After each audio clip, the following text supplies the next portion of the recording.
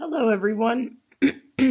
Welcome to week 9 of Ancient Empires, and here is our slides for the first dynasties of China. So the Xia dynasty is where we're going to start, and this dynasty was really kind of a pseudo-mythical first dynasty. We don't have a lot of early historical records about it, so it's very mythologized. But we start seeing more modern political datings for this dynasty between 2070 and 1600 BCE. The records, particularly from between 300 and 100 BCE, are written, and they are written on bamboo animals. And Sima Xian was the first historian that wrote about the Xia dynasty. He talks about a direct accession from 5 emperors that had some connection, kind of like we saw with the Egyptians, to a sort of divine leadership. And the Xia dynasty is credited with the complex irrigation of the Yellow River, which allowed for a lot of agricultural success in the Yellow River basin. The Shang dynasty, which followed, as you can see from the map there, was on the central eastern end of China from 1600 to 1046 BCE. This is the first archaeological evidence of a territorial state that we have in China. Even though, again, there's little reliable historical detail for this particular dynasty, they did perhaps overthrow the Xia for corruption, or were possibly overthrown by the Zhou for corruption later, and we're going to talk about the Zhou. But with this dynasty, we do have a list of their kings, so we know who their rulers were, even though there's very little historical detail about the culture itself. We know some cultural things because of archaeology, that we have archaeological discoveries from the Shang period. We know that they built through rammed earth construction, and that was this type of pounding into the earth that created larger structures like walled cities and big palaces. We also have artifacts in the form of oracle bones, or some of the earliest written records, like the one you see there on the side, that were written on ox bone and turtle shells. We also know that the Shang had a widespread use of bronze, and they often would engage in ancestor worship. And sometimes this ancestor worship would involve human sacrifice of some sort.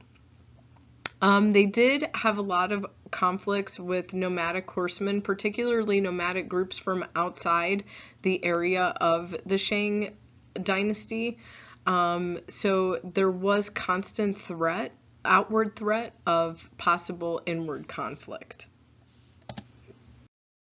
And these are a few other pictures of some of those artifacts. Right on the left-hand side there, you can see one of the oracle bones, and on the other side we see part of this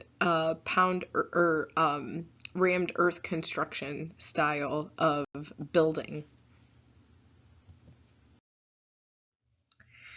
The rise of the Zhou came shortly after the Shang dynasty developed. They originated from a separate branch of the Longshan region, and they adapted and adopted a lot of Shang culture, particularly the writing, even though the Shang often wrote about the Zhou as being their country cousins, this kind of distantly related branch that was maybe somewhat more agricultural and slightly less civilized than they were.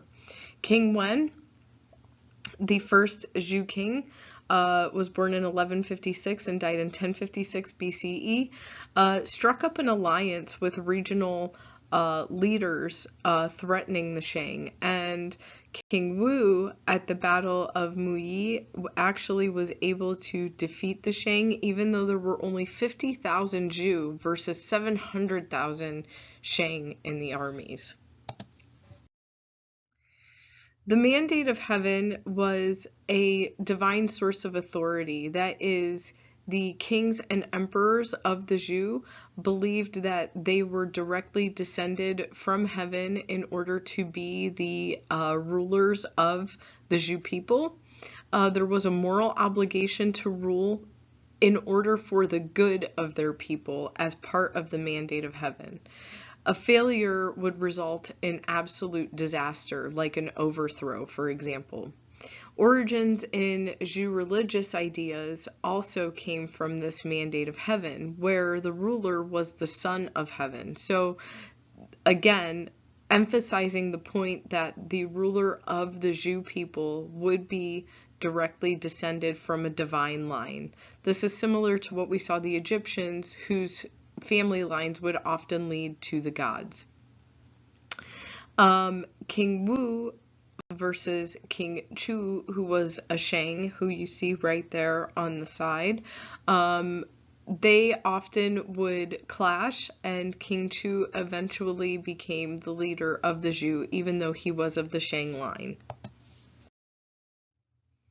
The Western Zhou, as you can see there in the map, this part of the dynasty lasted from 1075 to 771 BCE. They conquered the Western Wei River Valley. King Chang and the Duke of the Zhou were the leaders, and this is where we see the first Shang rebellion against the Zhou leaders, and they were able to establish, the Shang rebellion was able to establish the city of Haojing. Zhou feudalism was really the system of hierarchy for the society. That is, the family was based on marriage alliances to the king. So there would be different marriage alliances struck between the king and his wife or wives. And basically the way it was run was through a system of small city-states around one major city. Like right there you see the city of Xi'an with Weinan and Jiangyang, all being the smaller citadels around the big city. A rebellion occurred in 771 BCE, where the King Yu demoted Queen Jing for being a commoner. The rebellion was led by Jing's father originally, and King Yu was killed and replaced by his son, King Ping. And this is when the capital was moved from Haojing to Luoyang. This is all we have for the first Chinese dynasty. Stay tuned for the Greek city-states coming next.